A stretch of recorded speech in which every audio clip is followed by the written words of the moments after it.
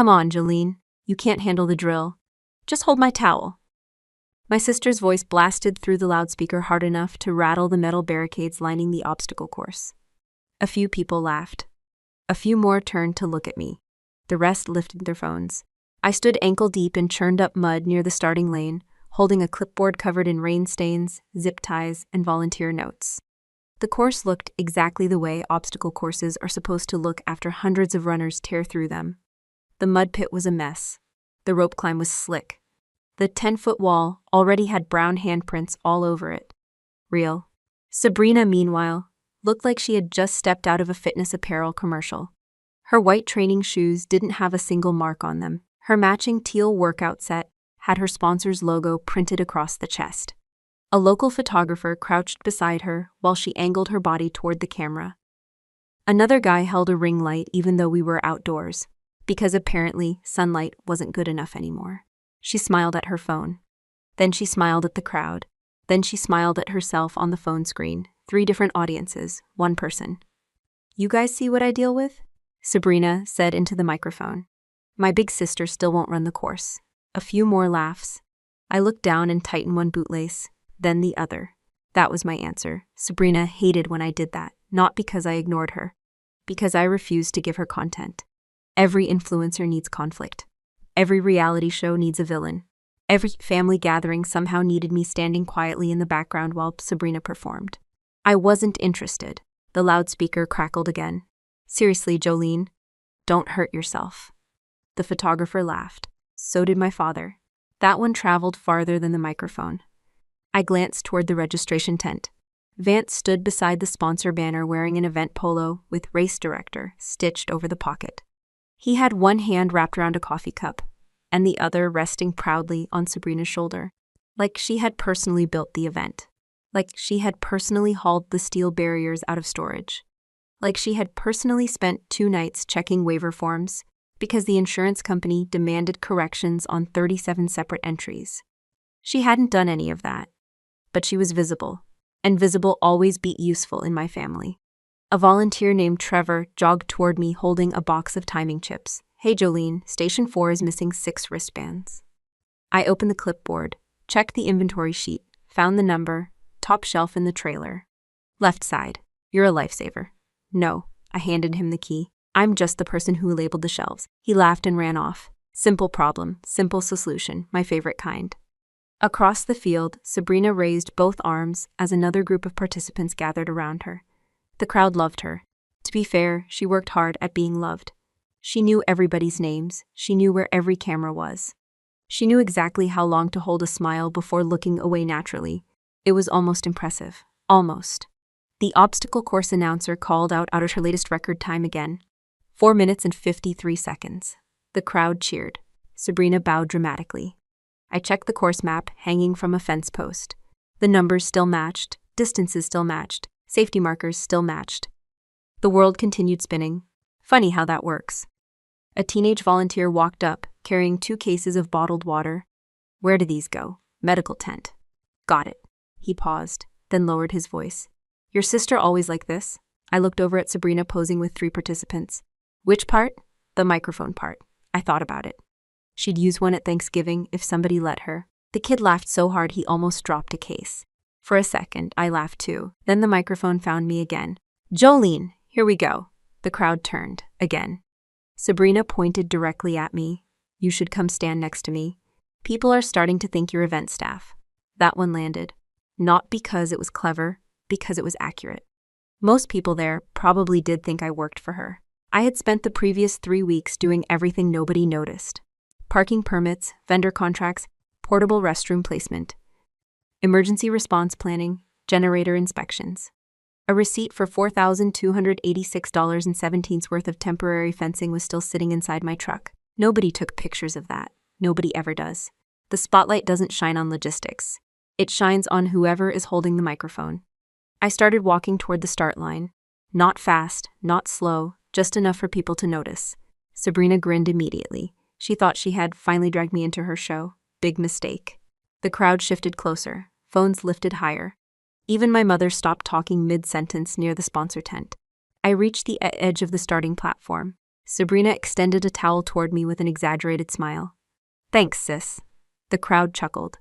I looked at the towel, then at her, then at the obstacle course stretching across the field, the rope climb, the trenches, the walls, the mud, the carry lane, the balance beams, every inch of it.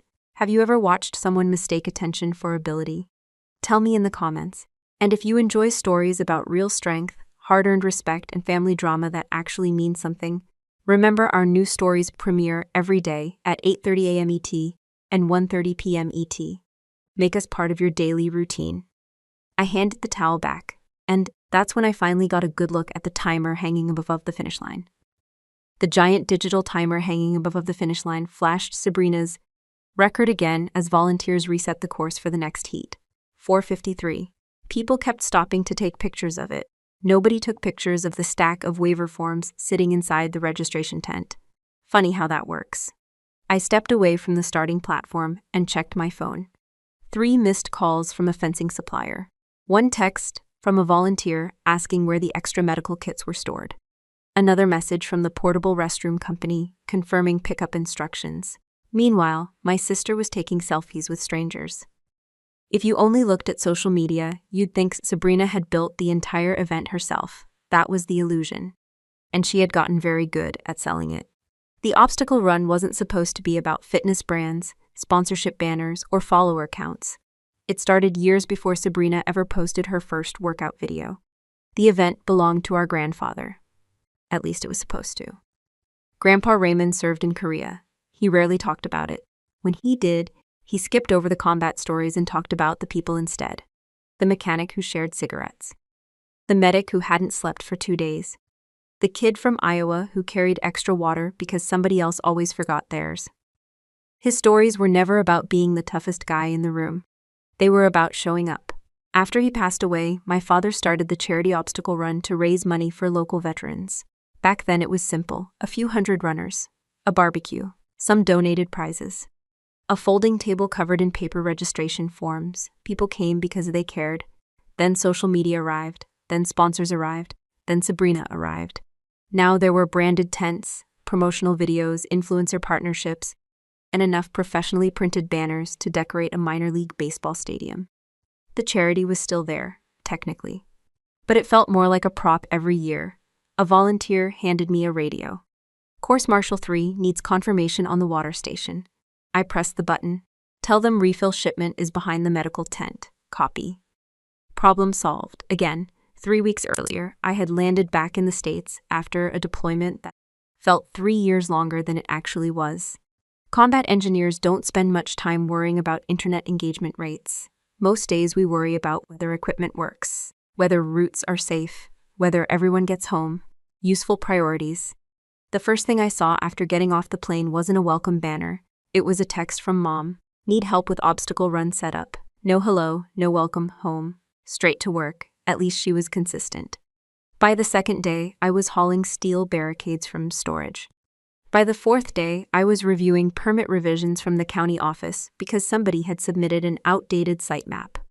By the 6th day, I was measuring emergency vehicle access lanes with a tape measure, while Sabrina filmed a motivational reel about discipline. That video ended up getting almost 42,000 views. The fire marshal paperwork got 0. Life can be hilarious sometimes. I remember standing inside the equipment trailer while Dad talked with one of the sponsors. The sponsor asked who handled logistics. Dad pointed at me, then immediately pointed at Sabrina.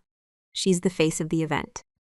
That was the phrase, the face, not the organizer, not the coordinator, not the person keeping everything from falling apart, the face, as if the rest of us were background furniture. Mom loved that phrase too. Every time somebody complimented Sabrina, Mom practically floated. She brings so much visibility. She's great for the community. She inspires people. Meanwhile, I was usually carrying folding tables somewhere, or fixing something, or moving something, or signing something. I became the family Swiss Army knife, useful, forgettable, replaceable. The strange part was that I didn't even want attention. Not really, I just wanted honesty. If Sabrina spent 6 hours working, give her credit. If I spent 6 hours working, give me credit too. That shouldn't be controversial. Yet somehow it always was. A burst of cheering pulled me back to the present. Sabrina had climbed onto a small platform beside the sponsor tent. The microphone was back in her hand. Of course it was. She was explaining the importance of mental toughness to a crowd of runners. The irony nearly knocked me over. Not because she wasn't fit. She absolutely was. Sabrina trained hard. Nobody could deny that.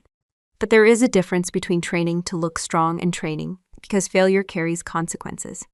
One builds confidence. The other builds responsibility. Most people never notice the difference until pressure arrives. A little boy standing nearby tugged on his father's sleeve. "Dad, is she famous?" The father shrugged. "Locally, I guess." I had to bite the inside of my cheek to stop myself from laughing. "Locally, I guess." That might have been the most accurate description of Sabrina anyone had ever given. The next announcement came through the loudspeaker. The amateur recruits were about to begin. Volunteers moved toward their stations. Medical staff checked supplies. The timing crew verified equipment. The entire machine started moving again, thousands of little tasks, hundreds of moving parts, all mostly invisible, exactly the way real work tends to be. I walked toward the quarter pipe section to do one last inspection. The plywood surface felt solid. The safety mats were secure. The support anchors held firm. Everything looked good. Near the fence line, I noticed an older man stretching his knee beside the starting area. Gray hair, veteran cap. A slight limp. He looked familiar, not because I knew him, because I had met 100 men just like him. Men who never talked about themselves unless somebody asked twice. Men who usually stood quietly at the edge of a crowd. Men who understood that strength wasn't something you announced. You demonstrated it. Across the field, Sabrina's voice echoed through the speakers again, as the first amateur runners gathered near the starting gate.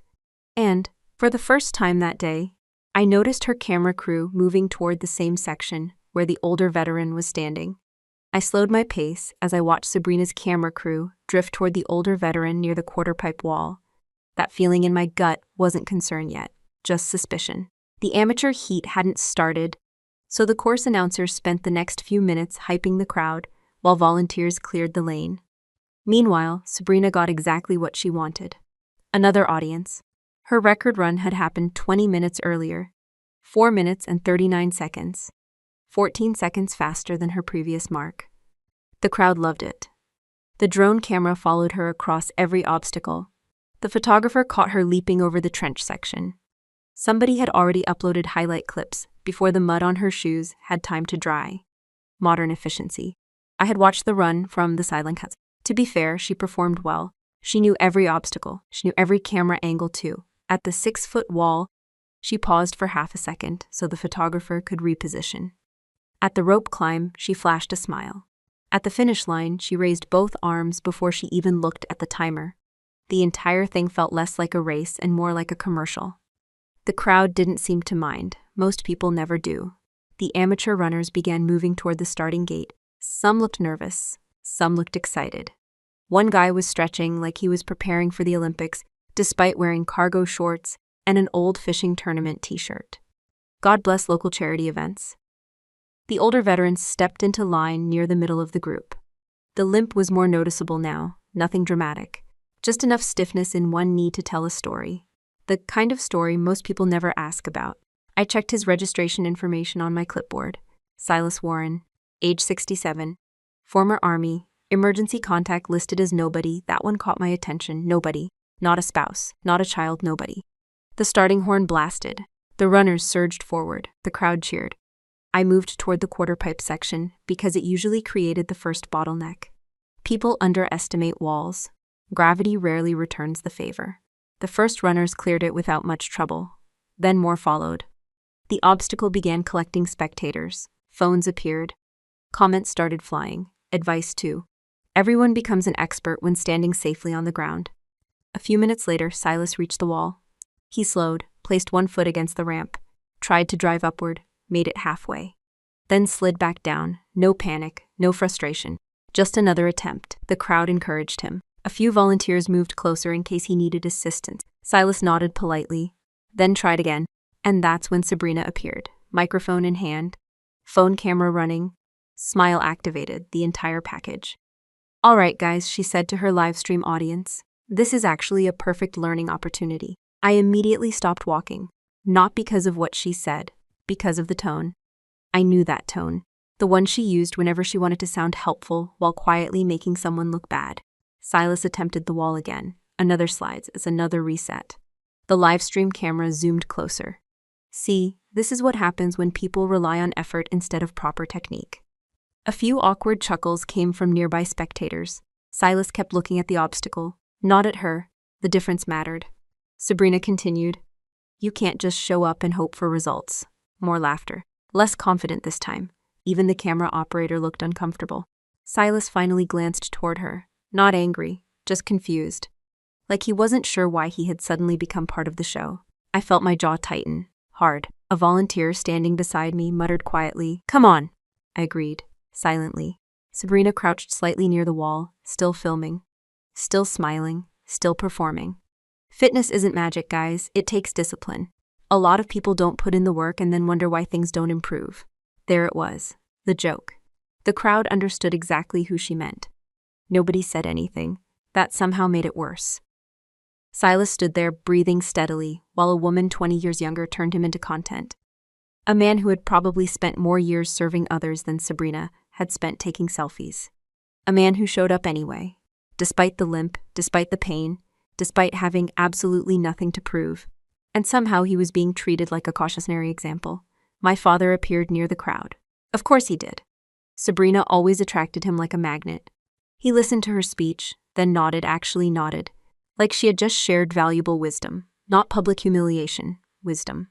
I looked at him for a second, then looked away, because I already knew what I'd see. Approval.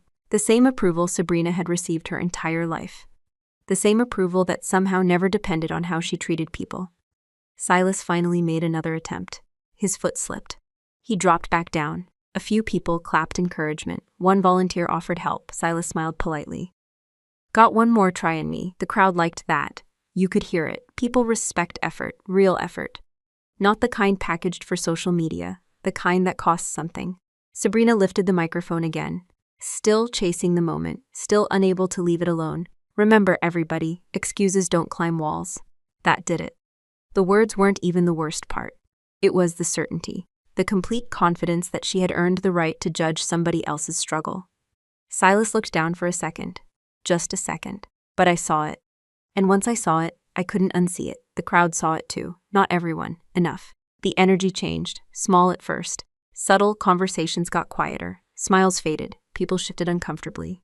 Nobody wanted to laugh anymore. Because the joke had stopped being funny, if it had ever been funny at all. Silas stepped back from the wall and rolled his shoulder once, preparing for another try, still determined, still respectful, still carrying himself with more dignity than anyone holding a microphone nearby. A cold feeling settled into my chest, not anger, not yet, something heavier, because this wasn't about me anymore. It wasn't about Sabrina embarrassing me. It wasn't about family favoritism. It wasn't about obstacle courses. I was watching somebody take a man who deserved respect and turn him into a prop, and suddenly the entire event felt different. The banners, the cameras, the sponsorship logos, the speeches, all of it. For the first time that day, I stopped seeing a charity event and started seeing exactly what it had become. I started walking before I had fully decided to. One step, then another. The crowd parted just enough to let me through. Nobody stopped me. Nobody encouraged me either. They simply watched, the way people do when they sense something uncomfortable is about to happen. Silas stood at the base of the quarter-pipe wall, catching his breath. Sabrina stood 3 feet away with a microphone in one hand and her phone mounted on a stabilizer in the other. Still filming, still smiling, still treating the entire thing like content. I stopped beside her. Turn the camera off. I didn't raise my voice. I didn't need to. She glanced at me briefly, then looked back toward her live stream. Wrong audience. Excuse me, turn it off. The smile stayed on her face. That was impressive in a disturbing sort of way. Most people at least hesitate when they're called out.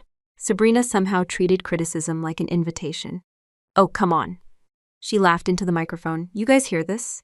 Several people shifted awkwardly. Nobody laughed this time. Not really. I looked at Silas. You okay, sir? He nodded. Just getting old. The answer came with a small grin, a familiar one. The kind veterans use when they don't feel like explaining injuries to strangers. Sabrina jumped right back in. See? Positive attitude. I turned toward her. No. Respect. That finally got her attention. For a second. Only a second. Then I saw it happen. The calculation. The realization that she was losing control of the moment, and Sabrina hated losing control, especially in public. Especially with cameras rolling. The microphone slowly turned toward me. Bad sign. You know what I think is funny, she said. I already knew I wasn't going to like the answer. You always show up when somebody else is getting attention. A few people exchanged looks. My father started moving closer from across the crowd. Another bad sign. I folded my arms. I asked you to show some respect. And I asked you to relax. She smiled at the camera again. Different audience. Same performance. My sister takes everything way too seriously. A few nervous chuckles. The kind people make when they aren't sure what's expected. I didn't move. That seemed to bother her more than arguing would have. Silence is difficult for people who depend on noise. Sabrina adjusted her ponytail. Then went for the bigger target. The one she always used. My career. Maybe military life does that. There it was. Predictable. Reliable. Like a bad rerun. Several heads turned toward me. Sabrina continued. Everything becomes a lecture. I shrugged. Or maybe some things aren't jokes. The crowd got quieter. The microphone got closer. Sabrina sensed it too. The moment had become a contest and she couldn't resist. So tell me something. Jolene. Her voice carried across the entire obstacle field. What exactly makes you the expert here? I almost laughed. Not because it was funny. Because the answer was obvious. I had spent 3 weeks building half this event. But I knew that wasn't what she meant. She wanted the audience. She wanted the comparison, the setup, the knockout punch, the influencer special. I looked toward the wall, then back at her. I'm not trying to be an expert. Really? No. Because it sounds like you're criticizing somebody who actually understands fitness. There were the sponsor banners, the cameras, the crowd, everything she needed. The stage was complete. My father finally arrived. My mother wasn't far behind. Neither looked concerned about Silas. Both looked concerned about Sabrina. Also predictable. Sabrina pointed toward the obstacle course. You know what the difference is between us? I didn't answer. She answered anyway. I actually do this. A few people winced. Even she sounded rehearsed. The microphone swung toward me again. What do you do? I stared at her. She stared back. Then she said it. My sister fixes trucks. The crowd went silent. That's basically it. A couple people frowned. Sabrina kept going. Everybody hears Army and thinks she's some action movie hero. The grin widened. She's a glorified mechanic. A few uncomfortable laughs slipped out. Not many. Enough. She works behind equipment. Behind desks. Behind paperwork. Each word landed harder than the last, mostly because she had no idea what she was talking about. Or maybe she did. Maybe that was worse. Combat engineers aren't exactly mysterious. We build, repair, clear, protect. Solve problems. Most of it happens behind the scenes. Exactly where real work usually happens. I could have explained that. I didn't. People who need explanations rarely listen to them. Sabrina folded her arms. Tell me I'm wrong. I didn't. That irritated her. Again. The crowd could feel it now. Every second of silence made her push harder. So she did. You think this course is easy? I looked at the obstacles. No, she laughed loudly. Finally, she thought she had something. Then prove it. The microphone rose. The crowd leaned forward. Even the volunteers stopped moving. If it's so easy, beat my time. There it was. The challenge. Public. Loud. Exactly the way Sabrina liked everything. The giant digital timer above the finish line still displayed her record. 4:39. She pointed toward it dramatically. Beat that, a few people murmured. A few others started pulling out phones. My father stepped forward immediately. Not to stop Sabrina, of course not. To stop me, Jolene, that warning tone. The one I had heard my entire life. Don't do this. I looked at him. His eyes never left Sabrina. Not once. Don't embarrass your sister. The words landed harder than anything Sabrina had said. Not because they were new. Because they weren't. That was the problem. Every mistake had a defender. Every insult had an excuse. Every spotlight belonged to her, even now, even after what happened with Silas. My mother nodded quickly. Today's important for Sabrina. Important. The word hung there. Like the volunteers weren't important. Like the veterans weren't important. Like Grandpa's memory wasn't important. Only Sabrina. The face, the brand, the performance. I looked around the crowd, then at Silas standing quietly near the wall, then at my father. Then at my sister holding a microphone like it was a crown, and in that moment something finally became crystal clear. I wasn't standing in the middle of a misunderstanding. I was standing in the middle of a choice they had been making for years, and they had already chosen. I reached up and unzipped my jacket. Nobody said a word. The crowd had been expecting an argument, a comeback. Maybe a family shouting match that would end up all over social media before lunch. Instead, I slid the jacket off my shoulders and folded it once. Then I handed it to the nearest volunteer. "Can you hold this for me?" The volunteer nodded automatically. Sure, that was it. No speech, no dramatic declaration, no attempt to win the crowd. The silence that followed felt heavier than any argument Sabrina could have started. Across from me, she looked confused for the first time all day. Not worried, not yet. Confused, because the script had changed. She had expected resistance. She had expected excuses. Maybe even anger. What she got instead was compliance. The dangerous kind. I adjusted the sleeves of my faded olive drab unit t-shirt. The logo on the chest had been washed so many times it was barely visible anymore. There was a small tear near one shoulder where a piece of equipment had snagged it months earlier. Nobody would mistake it for a sponsored athletic brand. Good. I wasn't selling anything. The crowd watched quietly. Something had shifted. I could feel it. Not in me, in them. People stop talking differently than they start talking. There's a moment when conversations don't end naturally. They simply disappear. This was one of those moments. Even Sabrina's camera operator lowered his rig slightly. The guy looked relieved, like he'd been waiting all morning for something real to happen. My father stepped closer. "Jolene." I looked at him. He stopped talking. That surprised both of us.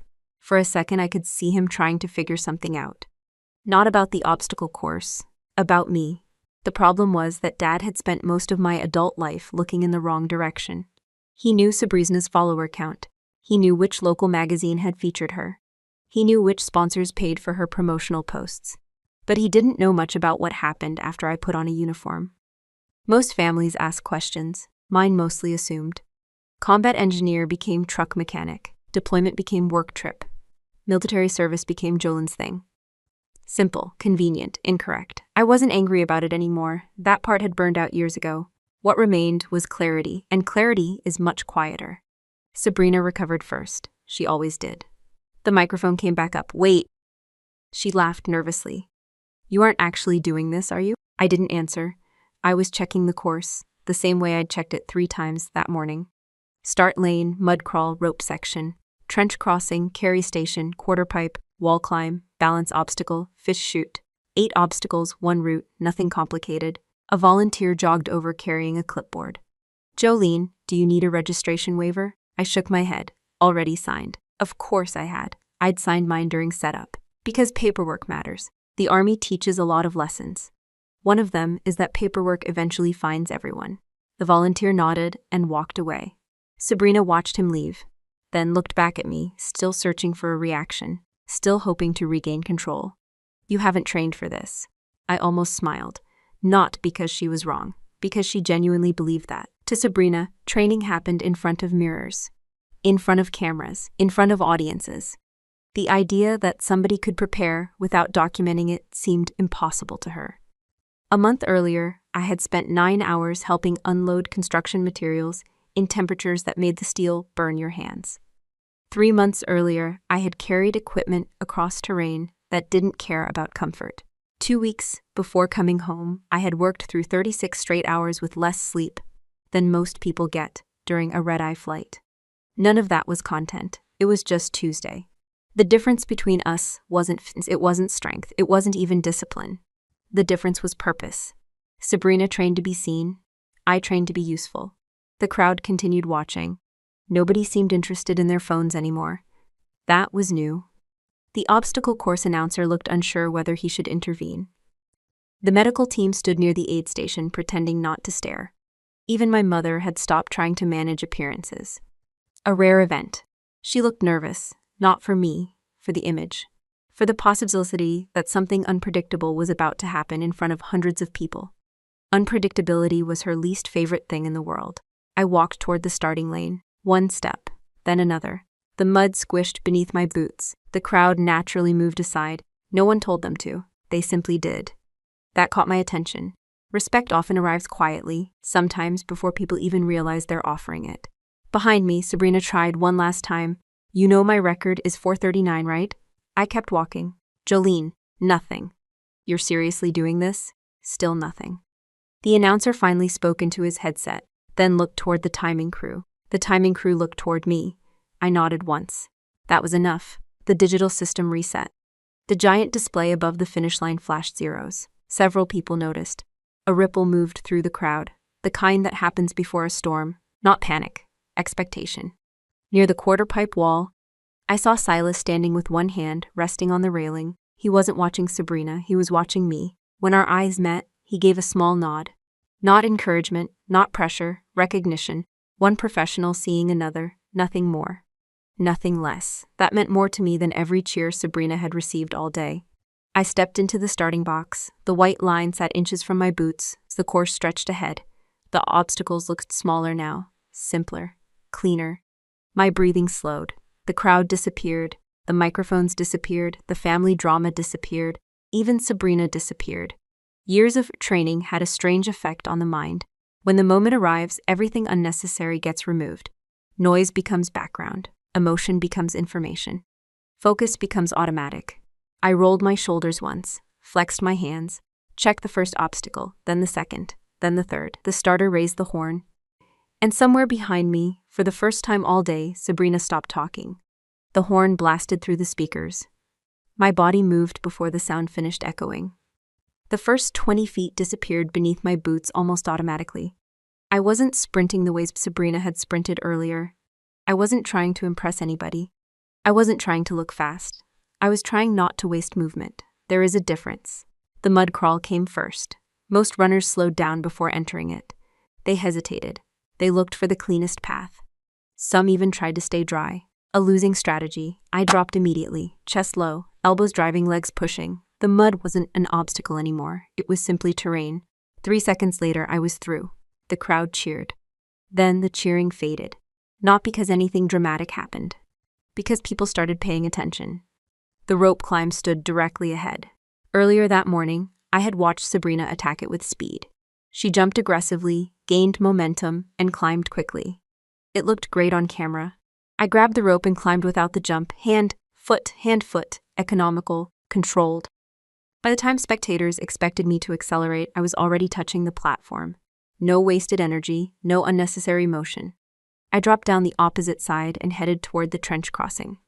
The course suddenly felt familiar, not because I had trained on this exact setup, because obstacles always follow the same rules. The obstacle changes, the principles don't. Balance, leverage, timing, efficiency, simple. A few volunteers exchanged surprised looks as I cleared the trench in one smooth step and continued moving. The timer kept running, the crowd kept watching, the noise kept shrinking. That was the strange part. Usually, excitement makes people louder. Here, the opposite happened. The more efficiently I moved, the quieter they became. The carry station appeared next. 100-pound sandbags sat waiting near the marker. Earlier runners had approached it like an enemy. I approached it like equipment, different mindset. I crouched, lifted, adjusted the load, started moving. The weight settled across my shoulders, heavy, manageable, familiar.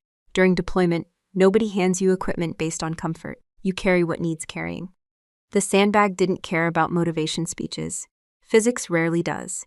I covered the distance, dropped it inside the designated zone, and moved on. The digital timer flashed overhead. 3 minutes remaining to beat Sabrina's record. I wasn't thinking about her anymore. Honestly, I hadn't been thinking about her since the horn. The obstacle course had become a task. Tasks are easier than family drama. The quarter pipe wall approached. The same obstacle where Silas had struggled. The same obstacle where Sabrina had found her audience. The same obstacle where something inside me had shifted. I accelerated slightly, not because I needed speed, because I needed height. 1 step, 2, 3. My right foot planted against the ramp. Momentum carried I upward. Done. No pause, no recovery, no celebration. I was already moving again. The silence behind me deepened. Not total silence, crowd silence. The kind where people forget to react because they're busy processing what they're seeing. I heard the announcer stop talking mid-sentence. That almost made me laugh. The guy hadn't stopped talking all day. The balance obstacle came next. Narrow beams suspended above shallow mud. Earlier competitors crossed carefully. Some even sat down and scooted across. Safe, slow, I stayed upright. Eyes forward, weight centered, 3 quick steps. Across, gone. A few gasps rose from the crowd. The finish section was getting closer now. 2 obstacles remained, the rope traverse, then the 10-foot wall. The wall was Sabrina's favorite obstacle. She had built half her promotional videos around it. Every highlight reel featured the wall. Every sponsor montage featured the wall. Every slow-motion sequence featured the wall. Because it looked impressive. And to be fair, it was. For most people. The wall came into view, 10 feet of painted plywood, mud streaks, handprints, scuff marks. A challenge for almost everyone. I heard somebody near the fence say, "She's gonna need a running start." Reasonable assumption. Most people do. I didn't. The final approach lasted maybe 3 seconds. I planted one foot, reached upward, used the side support beam for leverage, pulled, rotated, and suddenly I was standing on top. One fluid movement, no running start, no second attempt, no hesitation. The crowd didn't cheer, not immediately, they just stared. The volunteer timing crew stared too. One of them actually lowered his stopwatch and looked at the electronic clock to make sure it wasn't malfunctioning. That almost made me smile. Almost. I dropped from the wall and entered the final chute. The finish line stretched ahead. The giant timer hung above it. The numbers were impossible to ignore now. 4:39, Sabrina's record. The number everyone had been talking about all day. The number printed on promotional graphics. The number displayed on social media posts. The number treated like a monument. I glanced at it once, then looked away. A timer is just information, nothing more. The finish chute narrowed. The crowd lined both sides. Nobody was talking. Not really. Phones were still raised. But people weren't recording for entertainment anymore. They were recording because they couldn't believe what they were seeing. For the first time all day, the spotlight wasn't chasing attention. It was chasing competence. I crossed the finish line. The electronic timer froze instantly. The giant display blinked once, then locked into place. 3:57. For a second, nobody reacted. The number hung there above the field, unmoving, undeniable. 3 minutes and 57 seconds. 42 seconds faster than Sabrina's record. An eternity in obstacle racing. The announcer stared. The volunteers stared. My parents stared. Sabrina stared. The entire event seemed to stop breathing. I slowed to a walk. My pulse was steady. My breathing controlled. The course behind me looked exactly the same as it had 5 minutes earlier. The only thing that had changed was what people thought they knew. And standing near the quarter-pipe weight-pipe wall, covered in mud and leaning slightly on one leg, Silas was still waiting to finish his own race. I turned before the crowd did. The timer was still hanging above the finish line. The announcer was still staring at it. People were trying to process what they had just seen. None of that mattered. I walked straight past the finish chute and headed back toward the course. At first, nobody understood what I was doing. The timing crew looked confused. The volunteers looked confused. Even the announcer forgot to speak. Again. I stepped over the boundary rope and re-entered the obstacle lane. The mud immediately grabbed at my boots. Good. I wasn't finished yet. A volunteer near the barricade called out. "Jolene, where are you going?" I pointed toward the quarter-pipe section. Back to work. The guy blinked, then smiled. That answer seemed to make sense to him. The crowd started turning, one by one, like a field of sunflowers following the same direction. The attention that had been focused on the finish line slowly shifted back toward the middle of the course, toward Silas. He had finally cleared the quarter pipe. Not because it suddenly became easier, because he refused to quit. The man was moving slower now. His breathing looked heavier. His left knee was clearly bothering him. But he kept moving, one obstacle at a time, one step at a time, no audience required. I waded through the mud crawl section and reached him near the carry station. He noticed me immediately. A small smile appeared beneath the mud splattered across his face. "Well," he said, "guess I know who stole all the oxygen out here." I laughed. The first real laugh I'd had all day. "Sorry about that." He glanced toward the finish line. 3:57? Something like that. "You didn't even look." "No." His grin widened. "Good answer." That made me laugh again. I stood there for a moment while other runners moved around us. Nobody seemed bothered. The energy of the event had changed. The competition was over. Something else had taken its place. I looked toward the sandbag station. "You need a hand?" Silas shook his head immediately. "Pride says no." I nodded. "That's fair." He pointed at his knee. "Knee says maybe." Now we were getting somewhere. I stepped beside him. Not in front, not behind. Beside. Important difference. I grabbed one side of the sandbag. He grabbed the other. Together we lifted it.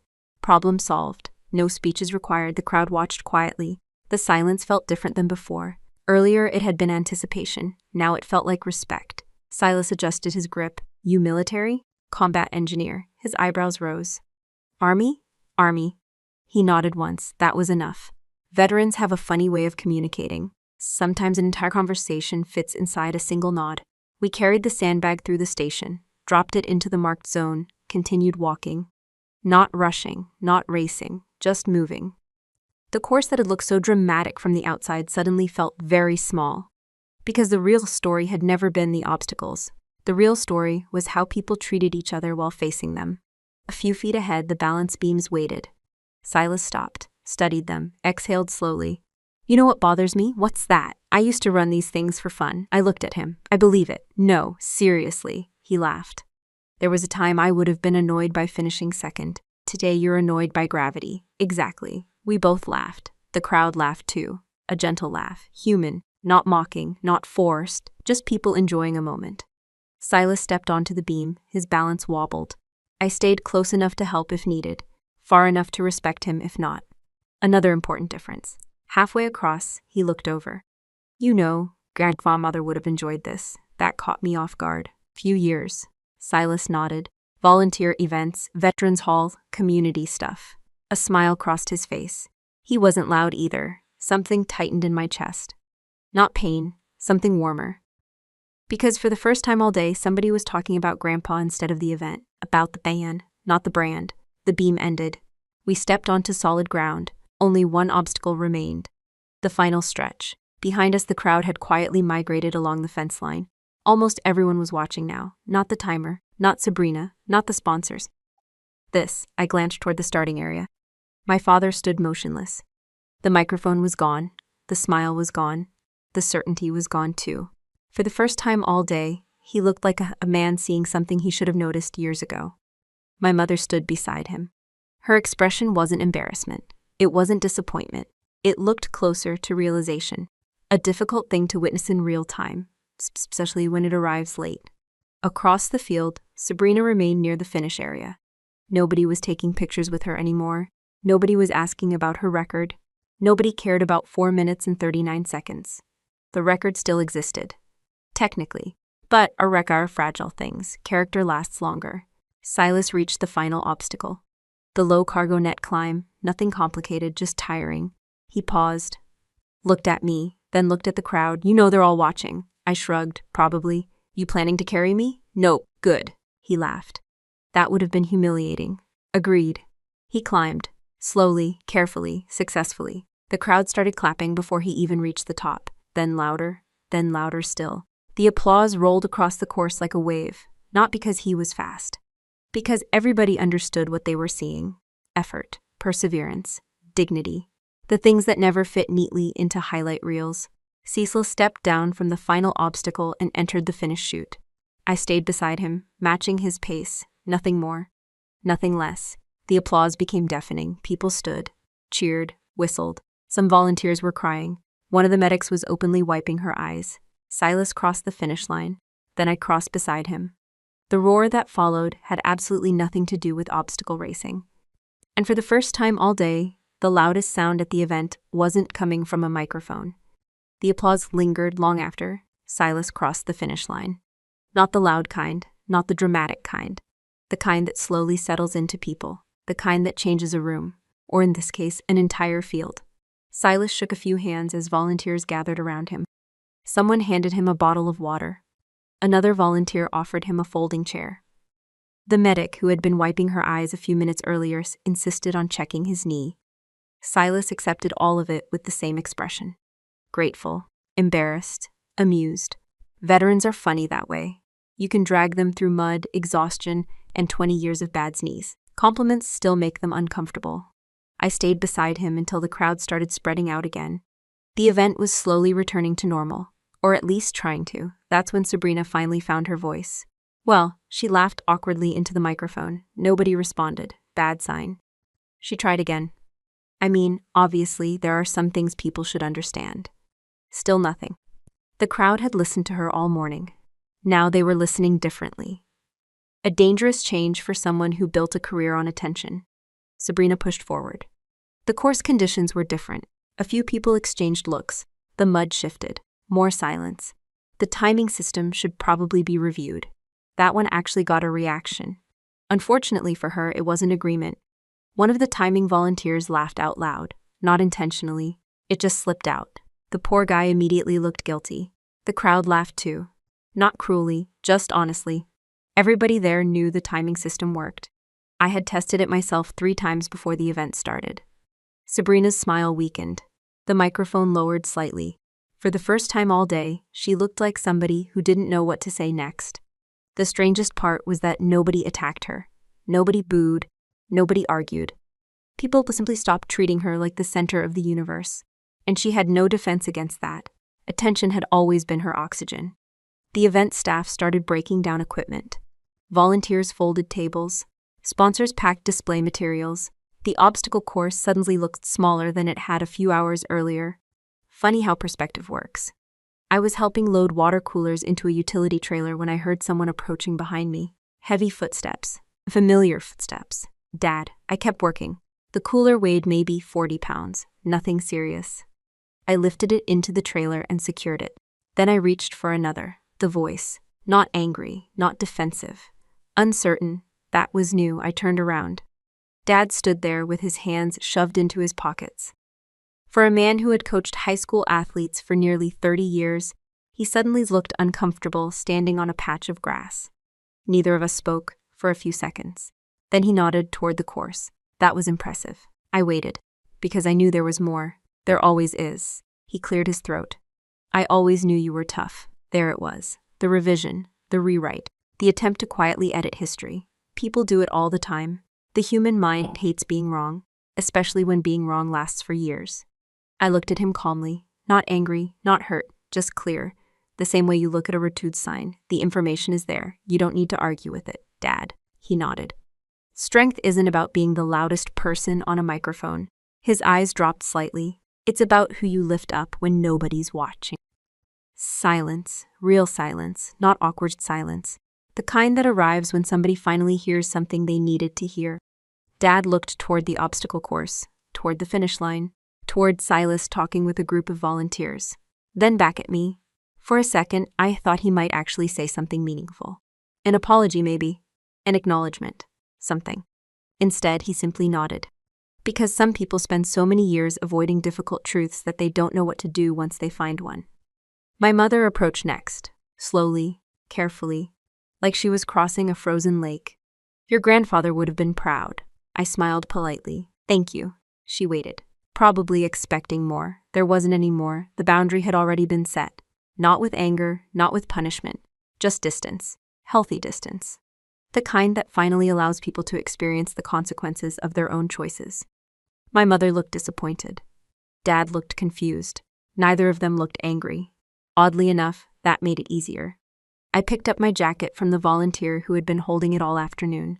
The kid handed it over. That was the coolest thing I've ever seen. I laughed. Trust me, it looked cooler than it felt. He grinned, then lowered his voice. My dad served too. I nodded. Take care of him. The kid nodded back. Conversation over. Simple. Honest. The best kind. Across the parking area, I spotted Silas sitting outside a small coffee trailer that had been serving drinks all morning. A few older veterans sat around the table with him. One wore a Vietnam veteran cap. Another had a Marine Corps jacket, older than I was. The third looked like he had spent half his life fixing tractors. They were laughing about something, probably each other. Veterans are also funny that way. I walked over. Silas saw me first. Look who finally escaped. One of the men pulled out an empty chair. Another slid a paper coffee cup across the table. No ceremony, no speech, no special treatment, just a chair and coffee. Honestly, that's usually how belonging works. I sat down. The coffee was terrible. Burned. Bitter. Probably sitting on a warmer for 3 hours. Perfect. The conversation immediately shifted towards stories. Bad equipment. Terrible field meals. Ridiculous supervisors.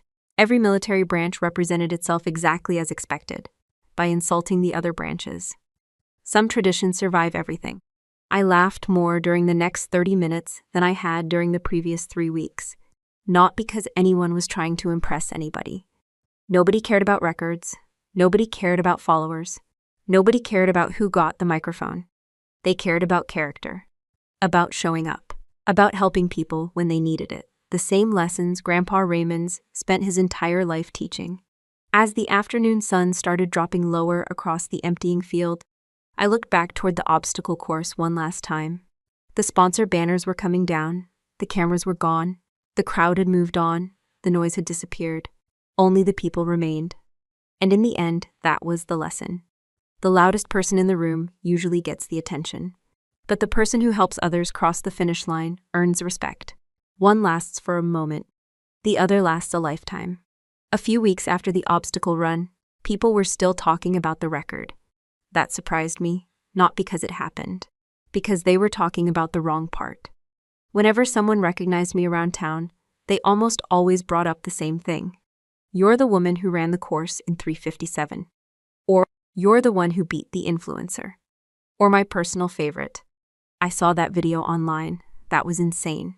I usually smiled, thanked them, and kept walking. Because if I'm being honest, the record wasn't the part that stayed with me. The timer disappeared from my mind pretty quickly. The lesson didn't. For a long time, I thought the hardest thing in my life was being underestimated. A lot of people probably understand that feeling. You work hard, you show up, you do what's expected of you. Sometimes you do far more than what's expected. And somehow somebody else gets the credit. Somebody else gets the spotlight. Somebody else gets introduced as the success story. That feeling can wear on you, slowly, quietly, year after year. I spent a long time believing that if I just worked harder, eventually people would notice. Eventually my parents would notice. Eventually the people around me would see what was right in front of them. I think that's where I was wrong. Not because hard work doesn't matter. It absolutely does. The mistake was believing that recognition automatically follows effort. Life doesn't work that way. Some people see you clearly, some people never will. And the sooner you understand the difference, the more peaceful your life becomes. The obstacle run forced me to confront something I should have learned years earlier. You cannot build your self-worth around somebody else's approval. It's a terrible investment. The return is awful. Every achievement becomes a negotiation. Every success becomes a test. Every accomplishment becomes another attempt to finally earn validation from people who may never be willing to give it. That's exhausting. And it's a game you can never truly win. Looking back, I wasn't standing at that starting line because I needed to prove something to Sabrina. I wasn't standing there because I needed to prove something to my father. I wasn't even standing there because I cared about the record. I stood there because I was finally tired of participating in a version of myself that other people had created. The quiet daughter, the background daughter, the useful daughter, the one who handled problems while somebody else took pictures. The strange thing is that I don't blame my family for everything anymore. People can only place you inside a box if you keep climbing back into it. And for years I did exactly that. Not intentionally, but I did it. I kept hoping the next accomplishment would change their minds. The next deployment, the next promotion, the next challenge, the next success. I kept waiting for a moment that was never coming. The obstacle run finally ended that waiting, not because I beat a record, because I stopped needing the audience. That was the real victory. The older I get, the more I realize there are two very different things people chase: admiration and respect. Admiration is loud. It arrives quickly. It often comes with applause, followers, compliments, and attention. Respect is different. Respect takes longer. Respect grows slowly. Respect usually appears after people have watched how you behave when things are difficult. One can be manufactured, the other cannot. That's why the person who taught me the most that day wasn't Sabrina. It wasn't my father. It wasn't even me. It was Silas, a 67-year-old veteran with a bad knee. Think about it. He wasn't the fastest person there. He wasn't the strongest. He wasn't the most athletic. He wasn't the most visible. But by the end of the day, he had earned more genuine respect than anyone else at the event. Why? Because people saw something real. They saw perseverance. They saw humility. They saw dignity. Most importantly, they saw somebody who kept moving forward without needing applause. That matters. A lot. Our culture spends a tremendous amount of energy teaching people how to stand out. Very little energy teaching people how to stand firm. Those are different skills. One helps you attract attention. The other helps you survive difficult seasons of life. And trust me, difficult seasons eventually arrive for everyone. The people who inspire me most today aren't usually the loudest people in the room. They're the people who continue showing up when nobody is watching. The parent working 2 jobs, the caregiver helping a sick family member, the teacher staying late, the veteran carrying memories nobody else understands, the employee who quietly solves problems every day without expecting recognition. Those people rarely go viral, but they make the world work. When I think about my grandfather now, I understand something I missed when I was younger. His stories were never about heroes. They were about responsibility. They were about ordinary people doing what needed to be done. Not because it earned attention, because it was the right thing to do. That's real strength. Real strength isn't dominating a room. It isn't winning every argument.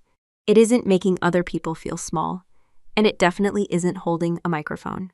Real strength is maintaining your character when life gives you every excuse to lose it. It's helping somebody when helping them offers you nothing in return. It's keeping your standards even when nobody else notices. And if there is one lesson it's out people take from my story, it's this.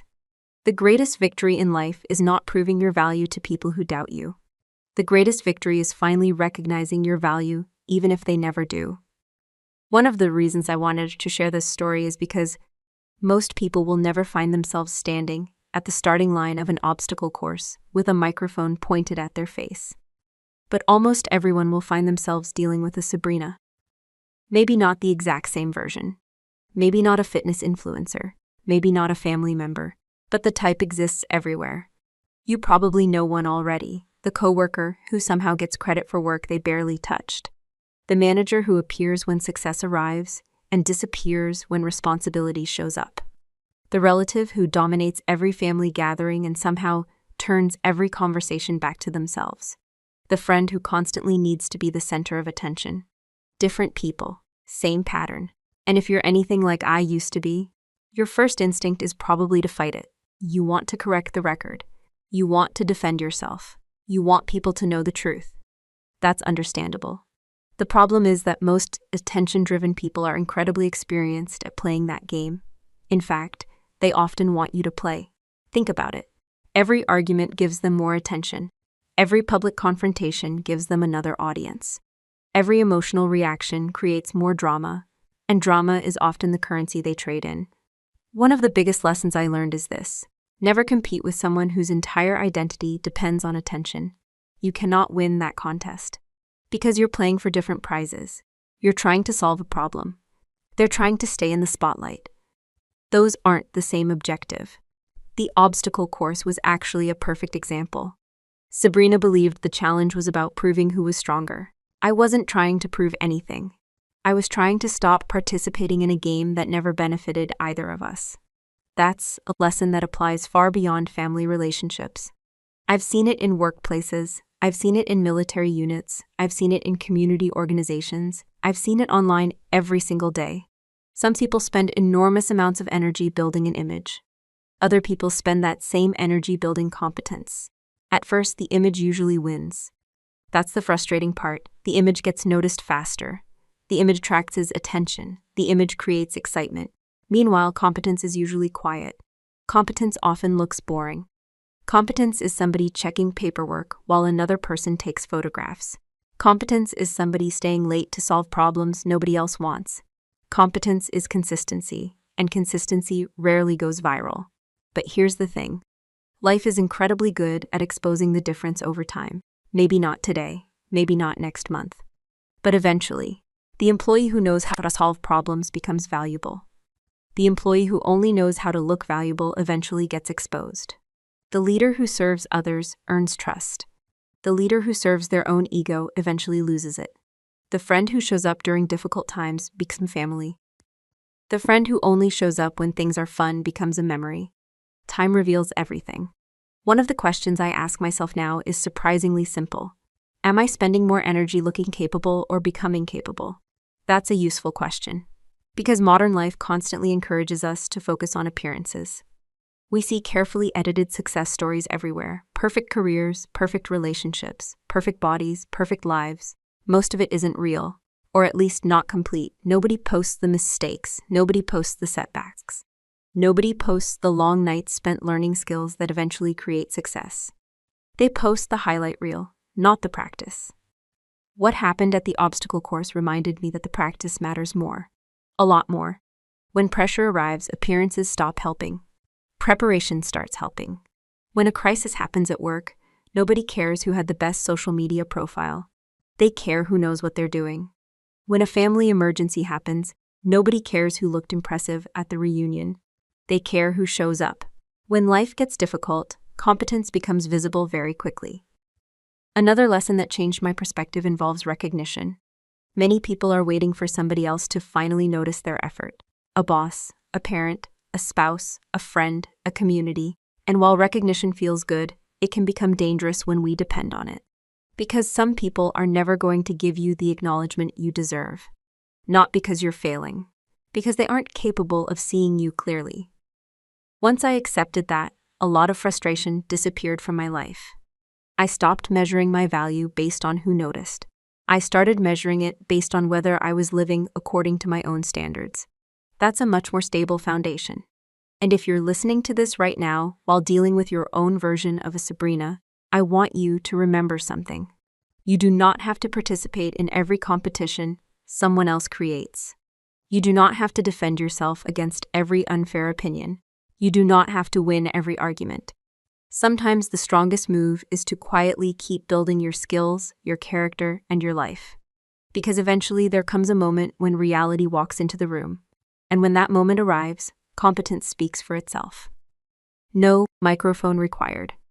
There's one final thing I want to leave you with before we end this story. Actually, there are 3 things. Not because I'm pretending to have all the answers. Trust me, I don't. Life has a way of reminding all of us how much we still have to learn. But after everything that happened with my family, with Sabrina, with my father, and with that obstacle course, there are a few lessons I wish someone had sat me down and explained 20 years ago.